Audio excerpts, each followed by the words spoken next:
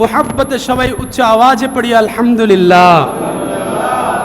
বাংলাদেশের বর্তমান পরিস্থিতি ভালো না খারাপ? খারাপ, সন্দেহ নাই। তো তার মধ্য দিয়েও আমরা মসজিদে এসে বসতে পেরেছি, এটাও নিঃসন্দেহে আল্লাহর অনেক বড় একটা রহমত। আল্লাহর অনেক বড় একটা রহমত। এই বিপদ আপদ বালা মুসিবত এই গজবগুলা কেন আসে জানেন? আপনি অন্যায় করছেন, আল্লাহ সহ্য করে নেন। আপনি নামাজ পড়ছেন না, আল্লাহ সহ্য করে নেন। আপনি ইবাদত বন্দেগী করছেন না, আল্লাহ সহ্য করে নেন। কিন্তু আল্লাহর রাসূলের শানে, আউলিয়া কেরামের শানে, হাক্কানি রব্বানি আলেম ওলামার শানে যারা গুস্তাকি করে, এই গুস্তাকি আল্লাহ সহ্য করেন না। আর তার ধরুনই আল্লাহ আযাব গজব বালা মুসিবত গুলা দান করে। আজ দেখবেন আলেম ওলামার সম্মান নাই। আজ দেখবেন আউলিয়া কেরামের নাম শুনলেই গায়ে চুলকানি ঠোসা পড়ে যায়। নবীর ইশক মুহাব্বতের কথা শুনলেই ঠোসা পড়ে যায়, আছে না নাই? তো ইমানটা হচ্ছে আগে না আমল আগে? নবীজিকে আগে আমলের দাওয়াত দিয়েছেন না ইমানের দাওয়াত দিয়েছেন? নবীজি আগে ইমানের দাওয়াত দিয়েছেন, তারপরে আমল। আপনার ইমান যদি পরিপক্ক থাকে, ঠিক থাকে, আপনার আমল কাজে আসবে। যদি আপনার ইমানই ঠিক না থাকে, আমলও কোনো কাজে আসবে না। আর ইমানের মূলই হচ্ছে নবী মুহাম্মদুর রাসূলুল্লাহ সাল্লাল্লাহু আলাইহি ওয়াসাল্লাম।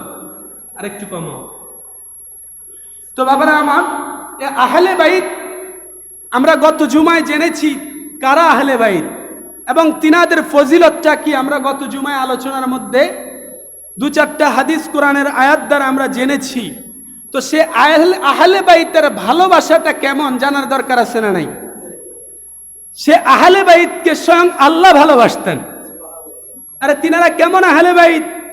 জিনাদের বাবা মার বিবাহ ঠিক করেন স্বয়ং আল্লাহ, জিনাদের নাম ঠিক করেন স্বয়ং আল্লাহ।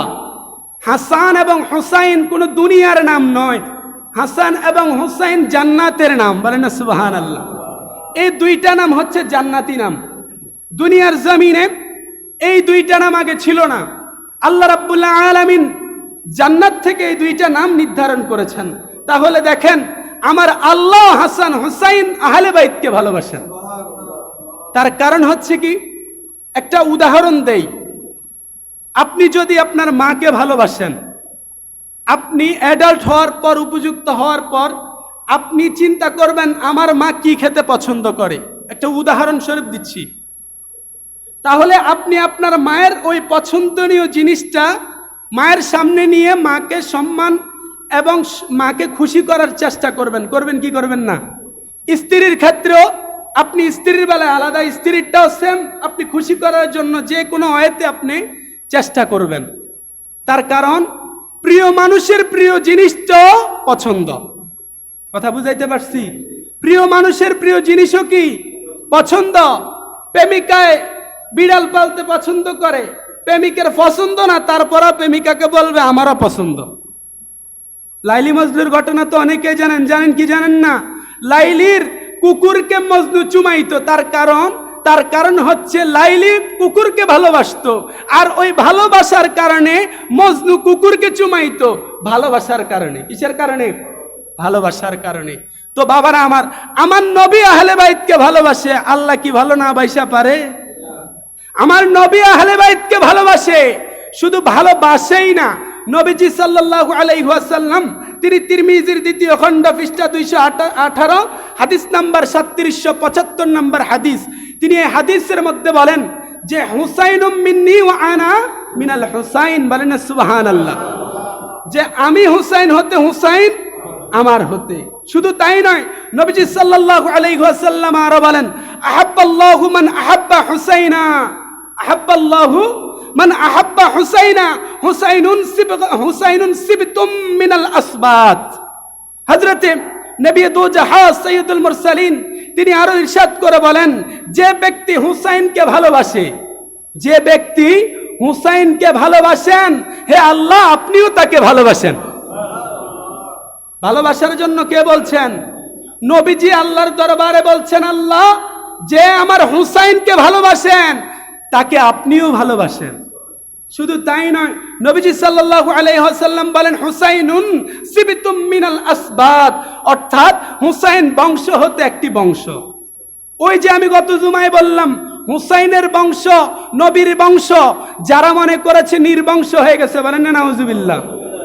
কাফেররা বলে নাই যখন নবীজির সন্তান ইব্রাহিম এবং নবীজির সন্তান কাসেম তিনারা পর্দা করেছেন, কাফেররা বলেছে নবীজির বংশ শেষ, বলেন না নাউজুবিল্লাহ। কিন্তু এটাতে মূল হাকিকত হচ্ছে নবীর সন্তান যদি দুনিয়াতে বেঁচে থাকতেন তাহলে নবুয়তের দায়িত্ব পেতেন। কি পেতেন? নবুয়তের দায়িত্ব পেতেন। কিন্তু নবুয়তের নিশানা তো আমার নবী পর্যন্ত সীমাবদ্ধ। কেননা আমার নবী বলেন, আনা খাতামান নাবিয়্যিন লা নাবিয়্যা বা'দি, আমার পরে আর কোন নবী আসবে না, আমি হচ্ছি সর্বশেষ নবী, বলেন না সুবহানাল্লাহ। তো নবীর সন্তানদেরকে আল্লাহ কেন নিবেন না? যদি থাকে তাহলে তো নবী আরো আসবে, কিন্তু আমার নবী পর্যন্তই তো নবীর নিশানা সীমাবদ্ধ, মিশন সীমাবদ্ধ। সবার বেলায় ছেলেদের মাধ্যমে আহলে আওলাদের কি হয়, অর্থাৎ আহাল শুরু হয়, আওলাদ শুরু হয়। কিন্তু আমার নবীর বেলায় ভিন্ন, আমার নবীর বেলায় মা ফাতেমা থেকে শুরু, বলেন সুবহানাল্লাহ। আর সেজন্যই আমার নবী বলেন, হুসাইন আমার একটা বংশ হতে একটা কি বংশ, আর হুসাইনের নসল বাই নসল, হাসান রাদিয়াল্লাহু তাআলার নসল বাই নসল, এই দুনিয়ার জমিনের মধ্যে আহলে বাইতের আগমন ঘটতেই থাকবে, ঘটতেই থাকবে। আর ইসলামের সঠিক রূপরেখাটাও প্রচার প্রসার ঘটবে, সুবহানাল্লাহ। ইসলাম এখন আজ সত্যিকার ইসলাম যদি পেতে চান, আউলিয়ায়ে কেরামকে অনুসরণ করেন। আর আউলিয়ায়ে কেরাম কাদের মাধ্যমে ইসলাম পেয়েছেন? আহলে বাইতের মাধ্যমে ইসলাম পেয়েছেন, গাউসে পাকের মাধ্যমে ইসলাম পেয়েছেন। এমনি করে যেতে যেতে আমার স্বয়ং নবী কামলিওয়ালার হাতের ইসলাম, যেটা আমার নবী কামলিওয়ালা এই কারবালার প্রান্তরেই তা ক্লিয়ার করে দিয়েছেন। ইনশাআল্লাহ ধারাবাহিকভাবে আসতেছি। আজ আমরা নাকি জান্নাতের পথ খুঁজে পাই না, আজ আমরা শুধু জাহান্নামই দেখি। কিন্তু এই কারবালার ময়দানেই আমার নবী ক্লিয়ার করে দিয়েছেন কোনটা জান্নাতি দল আর কোনটা জাহান্নামী দল, কোনটা জান্নাতি দল আর কোনটা জাহান্নামী দল।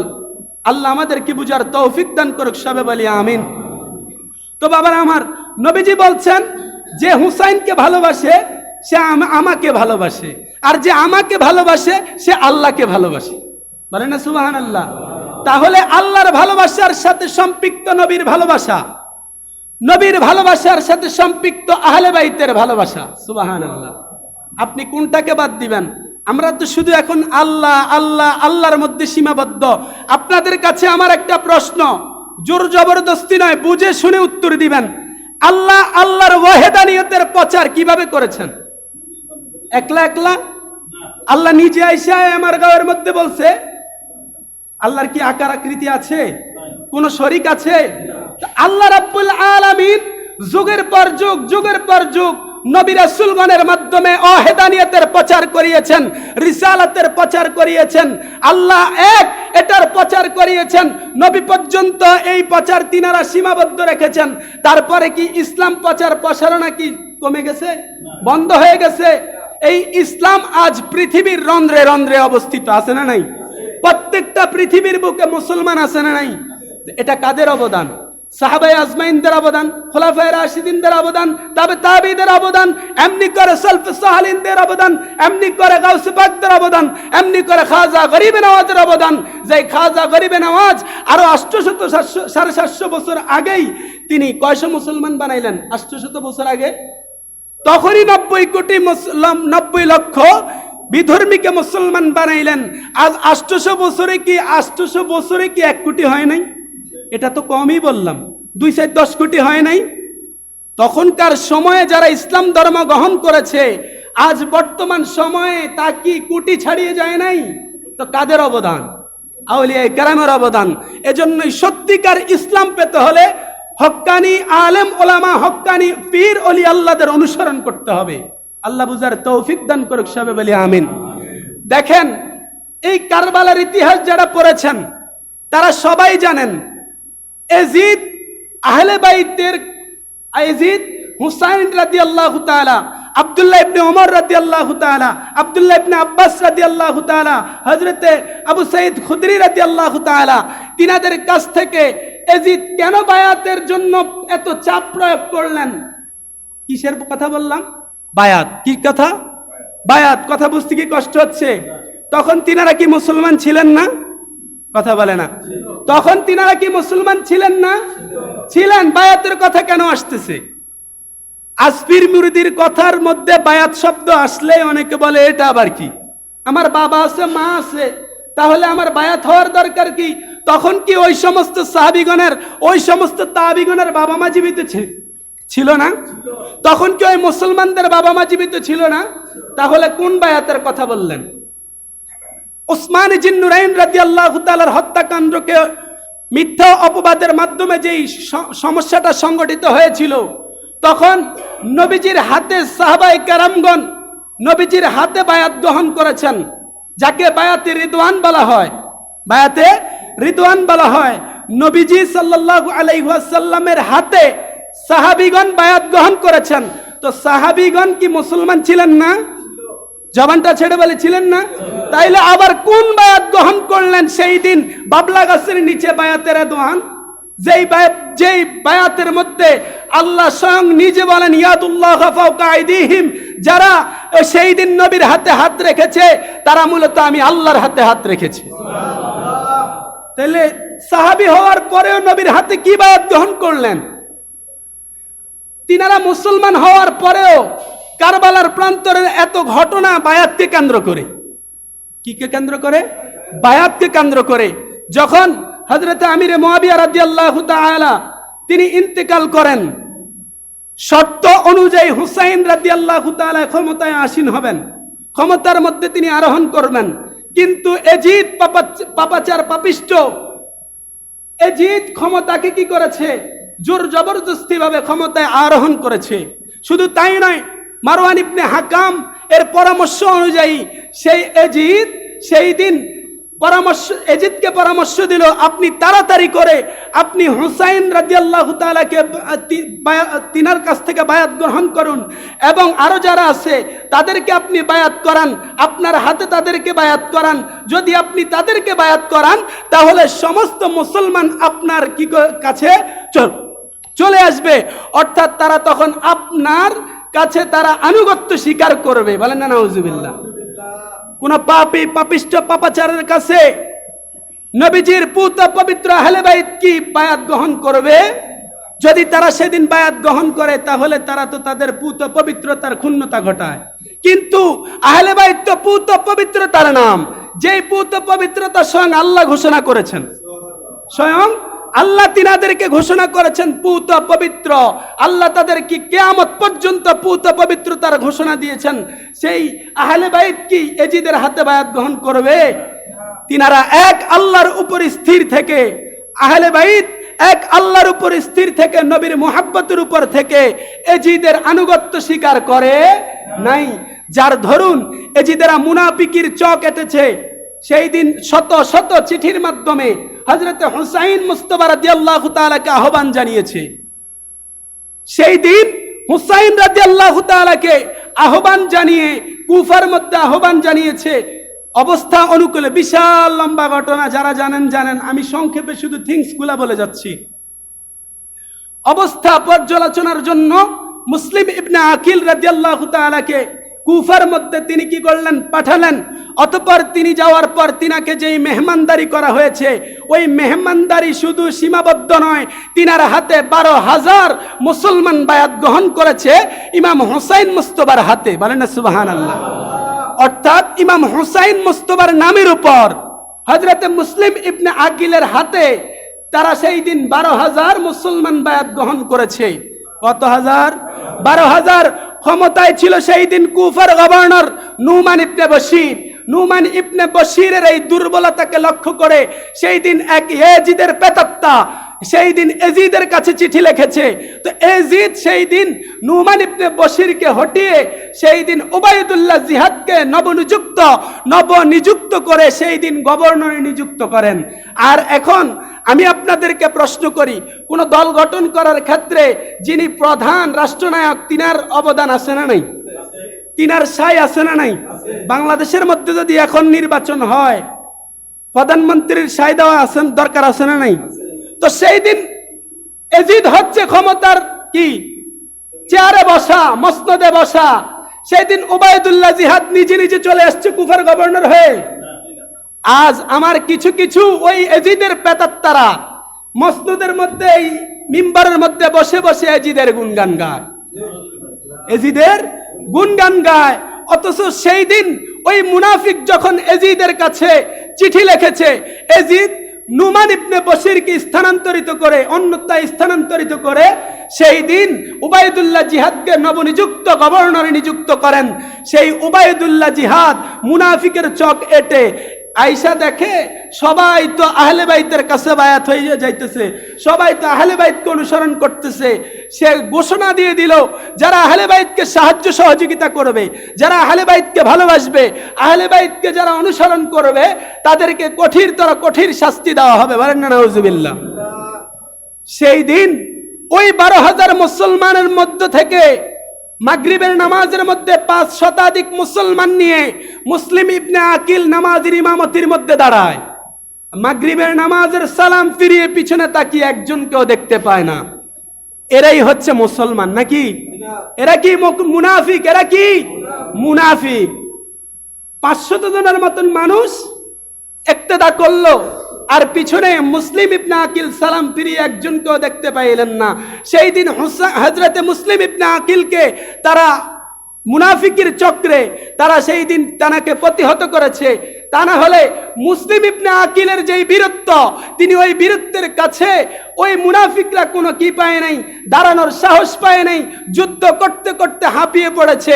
শেষমেশ বলতেছে, মুসলিম ইবনে আকিল আপনি থামুন, আপনার সাথে আমরা চুক্তিতে যাব। মুসলিম ইবনে আকিল তিনি মুসলমান, আর সত্যিকার ইমানদার মুমিন যারা, তাদের মনটা হয় নরম, তারা সহজে মানুষদেরকে বিশ্বাস করে। সেই দিনও মুসলিম ইবনে আকিল তাদেরকে বিশ্বাস করেছে। বিশ্বাস করে তিনি তিনার যুদ্ধ অব্যাহত করলেন, তলোয়ার ফেলে দিলেন। সাথে সাথে তারা মুসলিম ইবনে আকিলের উপরে ঝাঁপিয়ে পড়ে মুসলিম ইবনে আকিলকে নির্মমভাবে হত্যা করে। সবাই পড়ে ইন্না লিল্লাহি ওয়া ইন্না ইলাইহি রাজিউন। তাহলে কার আদেশে এই হত্যা করা হলো? শুধু এখানের মধ্যেই সীমাবদ্ধ নয়। সেই দিন হযরতে হানি, যিনি মুসলিম ইবনে আকিলকে সহযোগিতা করেছেন, সেই হানিকেও নির্মমভাবে হত্যা করেছে। সেই হানি তিনি এই মুসলিম ইবনে আকিলকে সহযোগিতার কারণে তিনিও হত্যার শিকার হতে হয়েছে। এক বর্ণনার মধ্যে পাওয়া যায়, তিনাকে হত্যা করে এমন আধামরা করে রেখেছে যে তিনি হযরত হানি রাদিয়াল্লাহু তাআলা তিনি ইন্তেকাল করেছেন, কিন্তু এখনো তিনার প্রাণ উড়ে যায় নাই, তিনার মধ্যেই রয়েছেন। তিনি পানি চেয়েছিলেন যে আমাকে একটু পানি দাও, আমি তৃষ্ণার চোটে আমার কলিজাটা ফেটে যাচ্ছে। ওই মুনাফিক চক্র এজিদ বাহিনী সেই দিন হানিকেও পানি দেয় নাই। হানি কিছুক্ষণ পর আল্লাহ রাব্বুল আলামিনের হুকুমে তিনি উঠে বলে, আরে তোরা আমাকে পানি দাস নাই, পানি চেয়েছিলাম, কিন্তু আমার নবী কামলিওয়ালা আহলে বাইতকে সহযোগিতার কারণে আমার নবী হাউজে কাউসারের পানি এসে আমাকে পান করাইছে। আহলে বাইতকে ভালোবাসার কারণে যদি এমনটা হয়, আজ তারা ইতিহাস খুঁজে পায় না। অথচ হযরতে জালালউদ্দিন সুয়ুতি তিনার কিতাব তারিখে খোলাফার মধ্যে ইতিহাস বর্ণিত রয়েছে। ইবনে কাসিরের সেই কিতাবের মধ্যেও কি আছে, আল বিদায়া ওয়ান নিহায়ার মধ্যেও রয়েছে। তারা ইতিহাস খুঁজে পায় না, তারা ইতিহাস টুকায়া পায় না। এছাড়াও অসংখ্য বর্ণনাকারী বর্ণনা করেছেন এই ইতিহাসগুলা সম্পর্কে। আজ তেনারা ইতিহাস একটাই পায়, এজিদ 100 রাকাত তাহাজ্জুদ পড়তে। বলেন না নাউজুবিল্লাহ। তারা এগুলাই পায়। তার কারণ কি জানেন? তার কারণ হচ্ছে ওই 22,000 সৈন্যের মধ্যে যারা বেঁচে গেছে, খোঁজ নিয়ে দেখেন, নসল বাই নসল যাইতে যাইতে ওই পর্যন্ত যান, দেখবেন যে তারা ওই এজিদের সৈন্যবাহিনীর কারো না কারো সন্তান। খোঁজ নিয়ে দেখেন, কারো না কারো কি সন্তান। তো রক্তের টান রক্তের দিকেই তো টানে, কথা বলেন ঠিক কিনা? আমাদের রক্তটা ইমাম হুসাইন মুস্তাফার সৈনিকদের রক্ত। সেজন্যই আমরা এই কথাগুলা বলতে বাধ্য। আমরা কথাগুলা নিজের মন গড়া বলি না, প্রত্যেকটা কথার হাদিসের রেফারেন্স আছে, প্রত্যেকটা কথার কোরআনের দলিল আছে। আর তারা কেন খুঁজে পায় না? তার কারণ হচ্ছে ওই যে তাদের নসল বাই নসল এজিদের রক্ত, সেজন্যই তারা খুঁজে পায় না। সব সময় পানা চাইবেন আল্লাহর কাছে, যেন আল্লাহ ইমানটা সালামতি রাখে, সালামত রাখে, হেফাজত রাখে। কেননা আল্লাহর কাছে এই দোয়াটাই সবসময় করবেন, আল্লাহ যেন আমার ঈমানটাকে মজবুত রাখে। সব বলেন না আমিন। তো মুসলিম ইবনে আকিল হানি তিনাদেরকেই হত্যা করে ক্ষান্ত হয় নাই। সেই দিন মুসলিম ইবনে আকিলের দুইটা অবুঝ শিশু ছিল, একজনের নাম ছিল মুহাম্মদ, আরেকজনের নাম ছিল ইব্রাহিম। সেই মুসলিম ইবনে আকিলের দুইটা অবুঝ ছোট ছোট বাচ্চা সেই দিন এই দুইটা শিশুকেও ছাড় দেয় নাই। সেই দুইটা শিশুকে নির্মমভাবে হত্যা করা হয়েছে, নির্মমভাবে তাদের গর্দান উড়িয়ে দেওয়া হয়েছে। তো তারা কারা? যাদের কাছে কোনো মুসলমান নিরাপদ ছিল না, তারা নাকি ন্যায়পরায়ণ ছিল। আরে এক বেকুব বলে, সে বলে এজিদের ক্ষমতা ছিল এবং এজিদের যোগ্যতা ছিল ক্ষমতা পরিচালনার জন্য। বলেন না নাউজুবিল্লাহ। ওই যে বললাম রক্ত রক্ত টানে, রক্ত রক্ত টানে। এজিদ ছিল মদ্যপায়ী, এজিদ ছিল জিনাকারী। শুধু তাই নয়, শুনে আশ্চর্য হবেন, এজিদ মা বোন কন্যা সন্তানদেরকে বিবাহ করার ঘোষণা দিয়েছে। বলেন না নাউজুবিল্লাহ। জবানটা ছেড়ে বলেন নাউজুবিল্লাহ। তো যে ব্যক্তি একটা হারাম জিনিসকে হালাল বানায়, সে কি আর কোনো মুসলমান থাকে? এই ক্ষমতা স্বয়ং আল্লাহর। এই ক্ষমতা কার? হালালকে হারাম বানানো, হারামকে হালাল বানানো, এই ক্ষমতা স্বয়ং আল্লাহর। তো কোন মানুষ যদি হারামকে নিজের হালাল বানিয়ে নেয়, তাহলে সে কুফরি করলো, সে কাফের। সে কি? কাফের। আজ কাফের ফতোয়া দিতে ভয় লাগে তাদের। আমি শুরুতেই একখানা আয়াত তেলাওয়াত করেছিলাম, ইন্নাল্লাযীনা ইউযুনাল্লাহা ওয়া রাসূলাহু লা'নাহুমুল্লাহু ফিদ দুনিয়া ওয়াল আখিরাতি ওয়া আ'আদ্দা লাহুম আযাবাম মুহিনা। বলেন আল্লাহু আকবার। আল্লাহ রাব্বুল আলামিন বলেন, নিশ্চয় যারা আল্লাহ ও তার রাসূলকে কষ্ট দেয়, নিশ্চয় যারা আল্লাহ ও তার রাসূলকে কষ্ট দেয়, আল্লাহ তাদেরকে দুনিয়া এবং আখিরাতে অভিশপ্ত করেছেন। শুধু তাই নয়, তাদের জন্য পরকালে রয়েছে বেদনাদায়ক শাস্তির ব্যবস্থা। বলেন না নাউজুবিল্লাহ। তাদের জন্য যারা আল্লাহ আল্লাহর রাসূলকে কষ্ট দেয়, তো রাসূলের ভালোবাসার মধ্যে আহলে বাইতের ভালোবাসা আছে না নাই? তো আহলে বাইতকে কষ্ট দিয়েছে, আমার নবী কি কষ্ট পায় নাই? হযরত সালমা রাদিয়াল্লাহু তাআলা তিনি বর্ণনা করেন, আমি একদিন উম্মে সালমা রাদিয়াল্লাহু তাআলার ঘরের মধ্যে প্রবেশ করে দেখলাম উম্মে সালমা রাদিয়াল্লাহু তাআলা তিনি কান্না করছেন। আমি তার কান্নার কারণ জিজ্ঞেস করলাম, তিনি আমাকে উত্তর দেন যে আমি স্বপ্নের মধ্যে দেখলাম আমার কামলিওয়ালা নবী, তিনার দাড়ি এবং চুল মোবারক দুলায় দিনে মিশ্রিত হয়ে আছে। আমি জিজ্ঞেস করলাম, ইয়া রাসূলুল্লাহ, ইয়া হাবিবাল্লাহ, আপনার এই দুলায় মলিন মুখ কেন? কি জন্য আপনার চেহারা, কি জন্য আপনার দাড়ি এবং চুল দুলায় মিশ্রিত হয়ে আছে? আমার নবী কামলিওয়ালা জবাব দেয় যে আমি এখন এই মুহূর্তে আমি হুসাইনের শাহাদাতের স্থান থেকে এসেছি। তো সেই দিন আমার নবীর মুখ এবং চুল দাড়ি দুলায় মলিন ছিল, এটা কি সুখের চিহ্ন নাকি দুঃখের চিহ্ন? তা আমার নবী কি কষ্ট পায় নাই ইমাম হুসাইনকে হত্যা করার কারণে? আমার নবী কি কষ্ট পায় নাই আহলে বাইতের রক্ত ঝরানোর কারণে? এই একই হাদিস হযরত আব্দুল্লাহ ইবনে আব্বাসও তিনি বর্ণনা করেন। আল্লাহু আকবার। আজ আমরা আহলে বাইতকে চিনি না। এখন যদি নামও জিজ্ঞেস করি, অনেকেই বলতে পারবে না। আহলে বাইত কয়জন? 5 জন, পাক পাঞ্জাতন। হযরত মুহাম্মদুর রাসূলুল্লাহ সাল্লাল্লাহু আলাইহি ওয়াসাল্লাম, মা ফাতিমাতুজ জোহরা তয়্যিবা তাহেরা রাদিয়াল্লাহু তাআলা আনহা, হযরত ইমামে হযরত আলী রাদিয়াল্লাহু তাআলা কাররামাল্লাহু ওয়াজহুল কারীম, হযরত ইমাম হুসাইন মুস্তাফা হাসান মুস্তাফা রাদিয়াল্লাহু তাআলা আনহুমা, তিনারা হচ্ছে আহলে বাইত পাক পাঞ্জাতন। অনেকে বলবে আহলে বাইত কি আর নাই? আছে। তবে তিনাদের ব্যাপারে আল্লাহর কাছে নবী স্বয়ং দোয়া করেছেন, আল্লাহুম্মা হাউলাই আহলে বাইতি। সুবহানাল্লাহ। উম্মে সালমা তিনিও নবীজির কাছে আরজি করলেন, ইয়া রাসূলুল্লাহ, আমি তাদের সঙ্গী হতে চাই। সেই দিন নবীজি বলেন, উম্মে সালমা, তুমি তোমার অবস্থানে, তুমি তোমার জায়গায় উত্তম অবস্থানে রয়েছে। তো সেই দিন তো নবীজি তিনাকে প্রবেশ করান নাই। তিনার আহাল এমন নয় যে তিনার আহাল নয়, তিনার স্ত্রী, তিনার স্ত্রী উম্মুল মুমিনিন।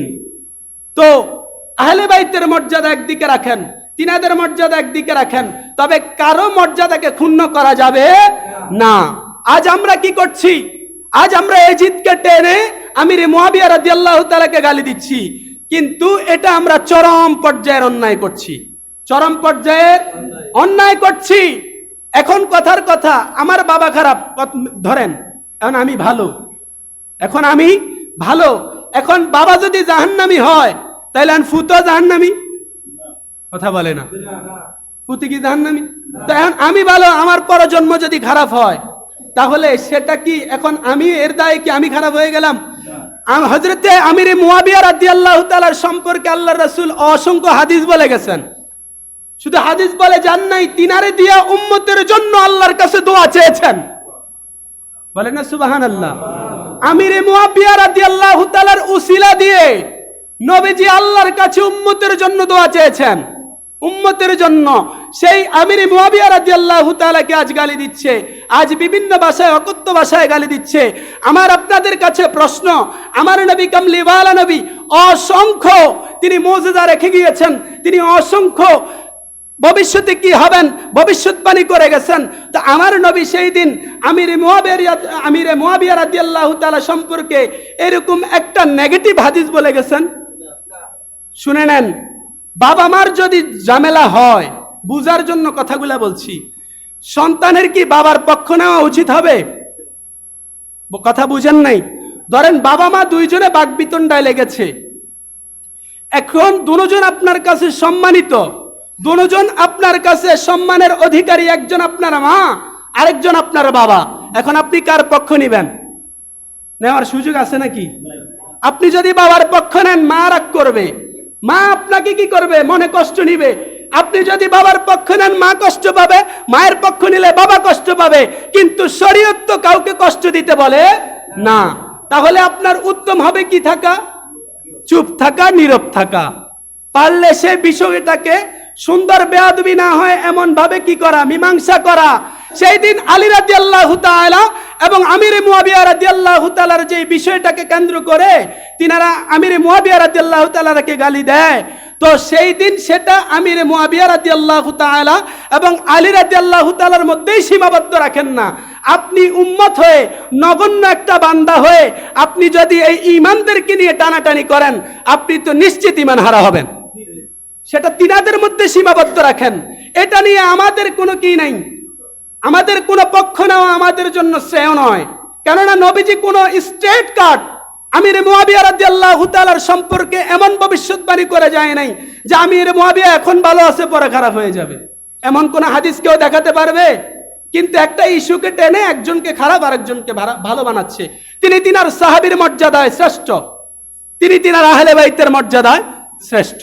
আমরা সবাইকে মানবো, এটাই হচ্ছে আমাদের শিক্ষা, এটাই হচ্ছে আমাদের ঈমান। আর সত্যিকার আহলে বাইতের প্রেমিকরা, সত্যিকার আউলিয়া কেরাম যারা, তিনারা কখনো পক্ষপাতিত্ব করেন না। তিনারা সঠিক যেটা সেটাকেই গ্রহণ করেন এবং সেটাকেই তিনারা প্রায়োরিটি দেন। আজ আমরা পক্ষ নিয়ে নিজেরা ঈমান হারা হয়ে যাচ্ছি, খবর নেই, কোনো খবর নাই। আল্লাহ আমাদের ঈমানটাকে সালামতি দান করুক, সবাই বলি আমিন। তো বাবারা আমার, সেই দিন হযরতে মুসলিম ইবনে আকিলের দুইটা শিশুকে হত্যা করেই কি হয় নাই, ক্ষমতা হয় নাই। এই দুইটা সন্তানকে কাজী সুরাই তিনি হেল্প করেছেন, সাহায্য করেছেন, তিনাকেও নির্মমভাবে শহীদ করা হয়েছে। সেই দিন দারোগা ছিল মাশকুর দারোগা, সেই দারোগাকেও নিষ্ঠুরভাবে হত্যা করা হয়েছে। কেন? তার কারণ আহলে বাইতকে সমর্থন করেছে, আহলে বাইতকে সহযোগিতা করেছে, সেজন্য তিনাদেরকেও রেহাই দেয় নাই। আজ ইতিহাসের পাতায় তিনাদের নাম স্বর্ণ অক্ষরে লেখা আছে, কিন্তু যারা এজিদের প্রেতাত্মা ছিল তাদের কি নাম স্মরণ করছে কেউ? যারা করছে তারা রক্তের টানে করছে, তারা রক্তের টানে করছে। অতঃপর বাবার আমার বিশাল লম্বা ঘটনা, মুহররমের প্রথম তারিখ 1000 সৈন্য নিয়ে সাদকে মোতায়েন করা হয়। কয় হাজার? মুহররমের প্রথম তারিখ 1000 সৈন্য নিয়ে সাদকে মোতায়েন করা হয়। এইভাবে সাদের কাছে হযরতে হুসাইন মুস্তাফা রাদিয়াল্লাহু তাআলা 3টা প্রস্তাব দিলেন যে দেখো, আমাকে হয়তোবা এজিদ পর্যন্ত যাইতে দাও, আর নচেত আমাদেরকে আমাদের স্বদেশে ফিরে যেতে দাও, আর নচেত আমাদেরকে এখানে সুন্দর মতো বসবাসের আমাদেরকে উপযোগী করে দাও।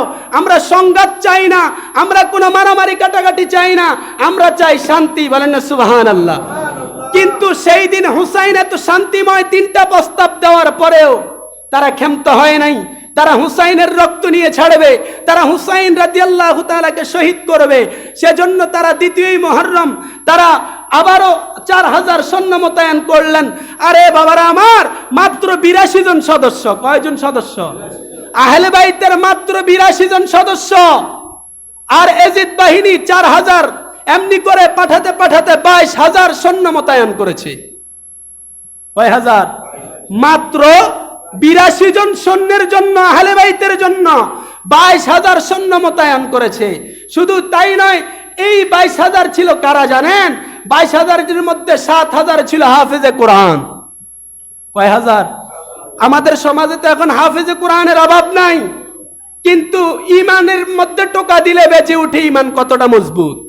আজ আমাদের সমাজের মধ্যে, দেশের মধ্যে মুফতি, মুহাদ্দিস, মুহাক্কিকের অভাব নাই, কিন্তু দেখা গেল ওই দিন আহলে বাইতের মধ্যে যারা প্রেমিক ছিল তাদের ওই যে পায়ের তলায় যেই ধুলোবালি ছিল সেটারও যোগ্যতা রাখে না। আজ সেই কেমন মুফতি, মুহাদ্দিস ছিল তারা, 7,000 হাফেজে কোরআন যারা ছিল, কেমন ছিল? যাদের অন্তরের মধ্যে, যাদের দিলের মধ্যে রক্তর লীলা খেলা খেলেছে। কথা বলেন ঠিক কিনা? যাদের নেশা ছিল রক্ত নিয়ে খেলা, যাদের নেশা ছিল আহলে বাইতকে নিস্তানাবুদ করা, তো তারা আবার কিভাবে মুসলমান হয়? তারা আবার কিভাবে হক্কানি মুসলমান হয়? প্রশ্ন জাগতে পারে কি পারে না? বাবারা আমার, বিশাল লম্বা ঘটনা। 10ই মুহররম তারা চকাটে যে ফজরের পরেই তারা আক্রমণ করবে এই 82 জন আহলে বাইতের উপর। তারা সেই দিন ফজরের নামাজের পর মুসলমান হযরতে হুসাইন রাদিয়াল্লাহু তাআলার শিবিরের মধ্যে হামলা চালায়। একে একে সবাই শহীদ হয়। নবীজি সাল্লাল্লাহু আলাইহি ওয়াসাল্লামের দহিত্র হযরতে ইমাম হুসাইন মুস্তাফা সেই দিন হযরতে 6 মাসের শিশু আলী আসগরকে এইভাবে ধরে, সেই দিন তিনি পানির জন্য তিনি আর্তনাদ করে। আমার খাজা গরিবে নওয়াজ যদি আনা সাগরের পানি যদি লোটার মধ্যে ভরে ফেলতে পারে, তাহলে সেই দিন হুসাইন রাদিয়াল্লাহু তাআলা, আরে তিনি কেমন হুসাইন, যেই হুসাইনের নানা মনে মনে বলে, আল্লাহ যদি আমার কাবাটা হইতো খানায়ে কাবা, আল্লাহ রাব্বুল আলামিন সাথে সাথে খানায়ে কাবাকে আমাদের জন্য কিবলা করে দেন। আমাদের কিবলা 17 মাস আমরা নামাজ পড়ছি কোন দিকে? আমরা বলেন, আমাদের যিনারা ছিল তিনারা কোন দিকে নামাজ পড়ছে? বাইতুল মুকাদ্দাসের দিকে 17 মাস। আর আমার নবী মনে মনে চায়, আল্লাহ কয় ইয়া রাসূলুল্লাহ ঘুরে যান কাবার দিকে। আমার নবীকে গালি দেয়, আল্লাহ আয়াত নাজিল করে দেয়। আমার নবী কম্বল মুড়ি দেয়, আল্লাহর ভালো লাগে আয়াত নাজিল করে দেয়। আমার নবী যেখানে কোরআন পিছে পিছে, আমার নবীর পিছে পিছে। আরেকটা টপিক যাই না নেন, আজ অনেকে বলে কোরআন বড় না নবী বড়, এমন গোমরাহি কথা বলে কি বলে না? কোরআন নবীর পিছে পিছে দৌড়ায়। সেই নবী বড় না কোরআন বড়? সেই নবী বড় না কোরআন বড়? আমার নবী হেরা গুহায়, কোরআন হেরায় গুহায়। কিন্তু অন্যান্য নবীদের দিকে তাকান, অন্যান্য নবীরা যাইতে হয়েছে হেরা পর্বতে, আপনার তুর পর্বতে যাইতে হয়েছে, বিভিন্ন পাহাড়ে পর্বতে যাইতে হয়েছে, কিন্তু আমার নবী যাওয়া লাগে নাই। কোরআন আমার নবীর সমসাময়িক ঘটনাকে কেন্দ্র করে আল্লাহ নাজিল করেছেন। তো সেই নবী বড় না কোরআন বড়? কোরআন কোরআন হয়েছে কেন? কোরআন দামি হয়েছে কেন? আমার আপনার নবী কামলি ওয়াল আর শান ও আজমতের কারণে। তো কেমন নবীর উম্মত? যেই নবীর উম্মত হওয়ার জন্য ঈসা নবী, তিনি ঈসা রুহুল্লাহ, তিনি আল্লাহর দরবারে ফরিয়াদ জানান। কেমন নবীর উম্মত আমরা আজ উম্মত চিনি না। তো সেই দিন হুসাইন রাদিয়াল্লাহু তাআলা পানির জন্য চায়, কিন্তু হুসাইনকে পানি দিবে দূরে থাক, আলী আসগরের গলা ভেদ করে তীর নিক্ষেপ করে। হায় হায় হায়, আজ তবু আমরা সীমারের জন্য কাঁদি, এজিদের জন্য কাঁদি। আর জিনারা ঈমান, জিনাদের ব্যাপারে নবী বলে গেছেন যে ইত্রাতে ওয়া আহলে বাইতি কিতাবুল্লাহ ওয়া ইত্রাতে আহলে বাইতি, যে তোমাদের জন্য যেই দুইটা জিনিস রেখে গেলাম, কুরআন এবং আমার আহলে বাইত, সেই ঈমান আহলে বাইত, সেই ঈমানের আলোচনা নাই, এজিদের আলোচনা। সেই দিন পানি দেওয়ার বদলে হযরত আলী আসগরকে নির্মমভাবে কি করেছে? শহীদ করেছে। দেখেন, আজ ইউটিউবের মধ্যে চার্জ দিয়ে দেখবেন আব্বাস আলামদার, আব্বাস আলামদার, যেই আব্বাস আলামদার আহলে বাইতের প্রেমে তিনি সীমারদের কাছে গিয়েছেন পানির জন্য, যে আমার জীবন যাবে যাক, তবু আমি আলী আসগরের জন্য পানি নিয়ে আসব। সেই আব্বাস আলামদারের জীবনীটা একটু পরে দেখেন। আব্বাস আলামদার তিনি পানির পেয়ালা নিয়েছেন ডান হাতের মধ্যে, সেই ডান হাতটাকে কেটে ফেলা হয়েছে। তিনি পানির পেয়ালা নিয়েছেন বাম হাতের মধ্যে, বাম হাতটাকে কেটে ফেলা হয়েছে। তিনি পানির পেয়ালাটা জিহ্বা দিয়ে আঁকড়ে ধরেছেন, দাঁত দিয়ে কামড়ে ধরেছেন, তিনার গর্দানটাকে ফেলে দেওয়া হয়েছে। যেই আলী আসগর বা যেই হযরত আব্বাস আলমদার পানির জন্য নিজের জীবন কুরবান করেছেন, সেই আব্বাস আলমদারের মাজার থেকে অটোমেটিক পানি নির্গত হচ্ছে। ইউটিউবের মধ্যে চার্জ দিয়ে দেখবেন আব্বাস আলমদার লেখে, দেখবেন মাজারের মধ্যে পানি থই থই থই থই করছে। আজ আরেকটা ইতিহাস জেনে নেন, হযরত শাহ ওয়ালিউল্লাহ মুহাদ্দিস দেহলভীর কিতাবের মধ্যে তিনি বর্ণনা করেন, মাসাবাতি বিসুন্নাহ কিতাবের মধ্যে তিনি বর্ণনা করেন 10ই মুহররমের পূর্বে বাংলার পৃথিবীর আকাশের মধ্যে লালচে যে দাগ একটা আমরা লক্ষ্য করে থাকি, লক্ষ্য করেন কি করেন না? গত 2 দিন দেখছেন আকাশের পরিস্থিতি কেমন হয়েছে?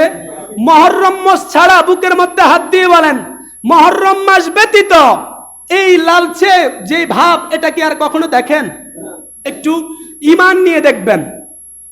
ইতিহাসের গ্রন্থের মধ্যে প্রমাণ রয়েছে, বিদ্যমান রয়েছে, কারবালার আগে পৃথিবীবাসী কখনোই এমন চিত্র দেখে নাই। কারবালার আগে পৃথিবীর মানুষ কখনো এমন চিত্র দেখে নাই। আজ আপনি দেখবেন মুহররম মাস আসলে আকাশের মধ্যে আকাশের রং ও রক্তের ন্যায় লাল ধারণ করে, রক্তের রঙের ন্যায় লাল আকৃতি ধারণ করে। শুধু তাই নয়, তিনারা বলছেন তখন পৃথিবী 7 দিন যাবৎ অন্ধকার ছিল। শুধু তাই নয়, আকাশের তারকাগুলা ভেঙে ভেঙে জমিনের মধ্যে পড়তো। শুধু তাই নয়, সেই দিন সূর্য গ্রহণ হয়েছিল। কোন দিন? সেই দিন যেই দিন হযরত ইমাম হুসাইন মুস্তাফা রাদিয়াল্লাহু তাআলাকে নির্মমভাবে, নিষ্ঠুরভাবে 72টা আঘাতের মাধ্যমে জর্জরিত করা হয়েছে। কয়টা আঘাত? 72টা আঘাতের মাধ্যমে জর্জরিত করে তিনাকে শুধু এখানেই ক্ষান্ত হয় নাই, নিজের গর্দান মোবারককেও তারা লীলা খেলা খেলেছে। বলেন না নাউজুবিল্লাহ। আজ অনেকে বলে এজিদ তো কিছু করে নাই, এজিদ যদি নাই করতো, এজিদ সেই দিন হুসাইন মুস্তাফা রাদিয়াল্লাহু তাআলা, যা হযরত আনাস রাদিয়াল্লাহু তাআলা বর্ণনা করেন, হুসাইন রাদিয়াল্লাহু তাআলার গর্দান নিয়ে সে সেদিন একটা লাঠি দিয়ে সেদিন খোঁচায়া খোঁচায়া এবং উপরের মধ্যে তুলে বল্লমের তীরের মধ্যে আগার মধ্যে উঠায়া নাচায়া নাচায়া বলতেছে, আমি আমার নানাদের বদরের যুদ্ধের প্রতিশোধ নিলাম। বলেন না নাউজুবিল্লাহ। তো এজিদ ভালো মানুষ হইলে এমন কাজ করে। আবার পলিটিক্যাল ভাবে সে একটা রাজনৈতিক চাল খাটায়। কি জানেন? 3 দিন সুখের জন্য সে রাষ্ট্রীয়ভাবে ঘোষণা দেয়। কত বড় বাটপারের বাটপার! 3 দিন রাষ্ট্রীয়ভাবে কি করে? সে সুখ পালনের জন্য ঘোষণা দেয়। আর মা সকিনা রাদিয়াল্লাহু তাআলা বলে, আরে বেকুব, আরে বেঈমান, আরে এজিদ পাতাত্তা, তুই নিজেই হত্যা করলি, আবার নিজেই তুই মায়া কান্না কাটিস। আছে না এমন? নিজে মায়েরা নিজে আবার কান্না করে, এমন লোক আছে না নাই? তো সেটা তো ওই যে এজিদের বংশধর, এগুলা তো ওই থেকে চলে এসেছে। ওই শিক্ষাটা তো তখন থেকে এসেছে। আল্লাহর দরবারে শুধু পানা চাইবেন এই সমস্ত জাতি থেকে, এই সমস্ত এজিদের পেতাত্তাদের থেকে। দেখেন বাবারা আমার, খানায় কাবায় মানুষ কেন যায়? হজ পালন করার জন্য না। আবার যায়া দেখবেন কাবা শরীফের পাশে যে হাজরে আসওয়াদের যেই জায়গাটা রয়েছে, হ্যাঁ, এবং যে মাকামে ইব্রাহিমের যেই জায়গাটা রয়েছে, এই মধ্যবর্তী স্থানের মধ্যে নামাজ পড়ার জন্য হাজিগণ হিড়িক লাইগা থাকে। যারা গিয়েছেন তারা করেছেন না? যারা হজে গেছেন তারা এমনটা করে থাকেন। ওই জায়গায় নামাজ পড়ার জন্য ধাক্কা ধাক্কি মারামারি শুরু কইরা দেয়, ধাক্কা ধাক্কি ফারাফারি শুরু কইরা দেয়। কিন্তু হযরতে আব্দুল্লাহ ইবনে আব্বাস রাদিয়াল্লাহু তাআলার হাদিসের মধ্যে তিনি বর্ণনা করেন, আমার নবী কামলিওয়ালা নবী ঘোষণা করেছেন, আমার নবী প্যারা নবী সাল্লাল্লাহু আলাইহি ওয়াসাল্লাম ইরশাদ করেছেন, যে ব্যক্তি হাজরে আসওয়াদ এবং এই মাকামে ইব্রাহিমের মধ্যবর্তী স্থানের মধ্যে নামাজ আদায় করবে, কি আদায় করবে? নামাজ আদায় করবে, নামাজের মধ্যে সীমাবদ্ধ রাখেন নাই, রোজা পালন করবে, মোট কথা ইবাদত বন্দেগী করবে, তাদের এই ইবাদত আল্লাহর দরবারে কবুল তো হবেই না, বরঞ্চ তারা জাহান্নামের মধ্যে প্রবেশ করবে। এখন প্রশ্ন রাখতে পারেন, হুজুর কেন? তার কারণ হচ্ছে, আমার নবী বলেন, যারা আহলে বাইতের সাথে বিদ্বেষ রাখবে তারা জাহান্নামের মধ্যে প্রবেশ করবে। তো আমার নবীর জবান আল্লাহ কি অক্ষুণ্ণ রাখবেন? আমার নবীর জবান পুত পবিত্র। যেই ব্যক্তি আহলে বাইতের সাথে বিদ্বেষ রাখবে তার ঠিকানা কোথায়? জাহান্নাম। কোথায়? মুস্তাদরাক হাকিমের মধ্যে তিনি বর্ণনা করেন যে আহলে বাইতের সাথে যারা বিদ্বেষ রাখবে তাদের ঠিকানা ফি নারে জাহান্নাম খালিদিনা ফিহা আবাদা, তারা চিরকাল চিরস্থায়ী ওই জাহান্নামের মধ্যে তারা পতিত থাকবে, ওই জাহান্নামের মধ্যে তারা অবস্থান করবে। দেখেন বাবারা আমার, আহলে বাইতের প্রেমিক হবেন, আপনার আমার জন্য জান্নাত অবধারিত, জান্নাত অবধারিত। আজ আমরা জান্নাতের রাস্তা খুঁজে পাই না। জান্নাত জাহান্নামের রাস্তা কিন্তু কারবালার ময়দানেই ক্লিয়ার হয়ে গেছে, কারবালার ময়দানেই ক্লিয়ার হয়ে গেছে। একটা হাদিস শরীফ শুনে নেন, নবীজি সাল্লাল্লাহু আলাইহি ওয়াসাল্লাম তিনি বুখারী শরীফের একখানা হাদিসের মধ্যে তিনি বর্ণনা করছেন, যে ব্যক্তি আহলে বাইতের সাথে বিদ্বেষ রাখবে, শত্রুতা রাখবে, সেই ব্যক্তি যদি মৃত্যুবরণ করে তার স্থানটা সরাসরি জাহান্নামের মধ্যে নিক্ষিপ্ত করা হবে। কোথায়? জাহান্নামের মধ্যে। তাহলে আপনারা কি আহলে বাইতের শত্রু হয়ে মরতে চান নাকি বন্ধু হয়ে? আহলে বাইতের প্রেমিক হয়ে মরতে চান নাকি বন্ধু হয়ে, শত্রু হয়ে? যদি আহলে বাইতের প্রেমিক হয়ে মরতে চান তাহলে দুনিয়া এবং আখিরাত দুইটাই কি লাভবান, দুইটাই লাভবান। নবীজির একটা ভবিষ্যৎবাণী, নবীজি সাল্লাল্লাহু আলাইহি ওয়াসাল্লাম বলেছেন যে আমার হাসান এবং হুসাইন এই দুইজন, তিনাদের মাধ্যমেই সঠিক একটা রাস্তা বের হবে, সঠিক একটা রাস্তা বের হবে। সেই রাস্তাটা বের হয়ে গেছে, কিন্তু আমরা দেখি না। কারবালার ময়দানের দিকেই তাকান না। এজিদের সীমার বাহিনী যারা ছিল, এজিদ বাহিনী, তারা কি মুসলমান ছিল না? মুসলমান না হইলে হাফেজে কোরআন হয় কিভাবে, মুফতি হয় কিভাবে? তারাও তো মুসলমান ছিল, দাড়ি টুপা জুব্বা ছিল, তারাও তো সেই দিন মুসলমান ছিল। তারা আল্লাহকে মানত, তারা কোরআন মানত, কিন্তু কোরআনের হাকিকত মানত না। তারা নবী মানত, কিন্তু নবীর প্রেম মানত না। নবীর ভালোবাসা কোথায়, কোন জায়গায় নবীর ভালোবাসা, সেইটা মানত না। তারা ক্ষমতার লিপসায় পড়ে তারা সেই দিন আহলে বাইতকে হত্যা করেছে। তাহলে হকের উপর আছে আহলে বাইত, আর বাতের উপর আছে কে? এজিদ বাহিনী। তাহলে এখানে কি ক্লিয়ার নয়? তা আপনি যদি এজিদের পক্ষ নেন, আপনি ডাইরেক্ট জাহান্নাম। কোথায়? জাহান্নাম। এটা 72 ফেরকা। এটা কি ফেরকা?